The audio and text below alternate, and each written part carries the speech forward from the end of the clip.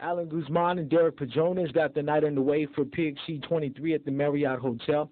Guzman and Padrones went the distance in the first amateur bout of the night, showing their hands in the third round after both fighters played the clinch game for the first 2 rounds.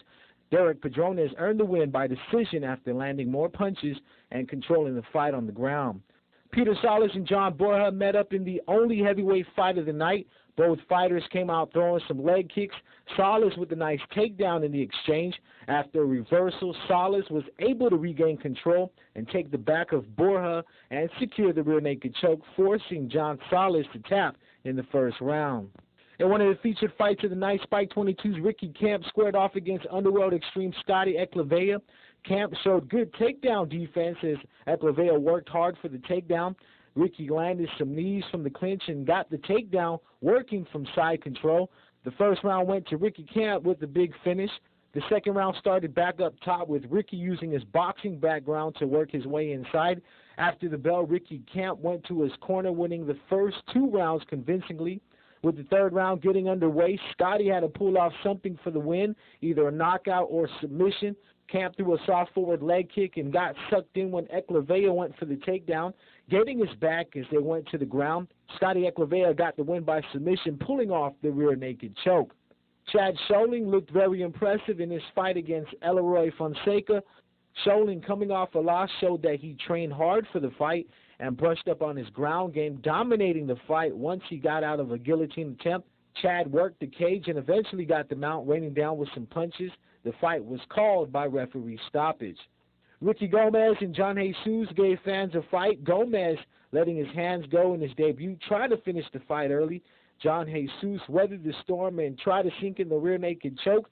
Nice execution by Jesus, but Gomez was able to fight it off and survive the round. After an exchange and quick clinch, Gomez claimed to have injured his shoulder and tapped, losing the fight by verbal submission. Underworld Extreme's McLean Alfred went to work on Eric Regis. Regis started off the round by landing from up top, looking calm, picking his shots.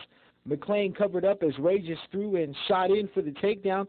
Eric tried to throw Alfred off and stand back up, but Alfred quickly went in for the submission and pulled off the win via rear naked choke. Mikey Titano proved to be the more experienced fighter in his fight against Chris Borja. Titano pressed the action and was able to keep Borja up against the cage and land some knees. Mikey worked position and landed a couple of shots as he worked his way to get Chris's back. Titano dropped some staples and gets Borja to tap in round 1. Spike 22's Elliot Untalan made quick work of Paul Munya at 144 pounds. Untalan used his reach to soften Munya up and work his way inside. Elliot landed a solid right that slipped in and rocked Munya. Once the fight went to the ground, Elliot Untalan rained down with some shots, forcing the referee to call a stop to the fight in the first round.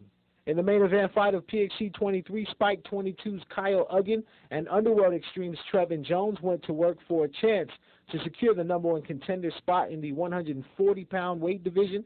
Both fighters kept the fire on their feet, with Uggan showing some good takedown defense, working from the clinch. Kyle worked the jab to keep Trevin guessing and keep the distance. Jones attempted several takedowns and wasn't successful until the second round when Kyle threw a leg kick and left himself open. Trevin landed some staples, but Kyle was able to ride up along the cage and get back to his feet. Jones landed some good leg kicks, followed by a flurry of punches, and ended round 2 with good defense as Uggan went in for the shoot. The third and final round saw Uggan go in for a couple of early takedowns, but was unsuccessful. Trevin Jones secured the win late in the third with another takedown, earning the #1 contender spot in the 140-pound division, putting him in the spotlight for a title shot.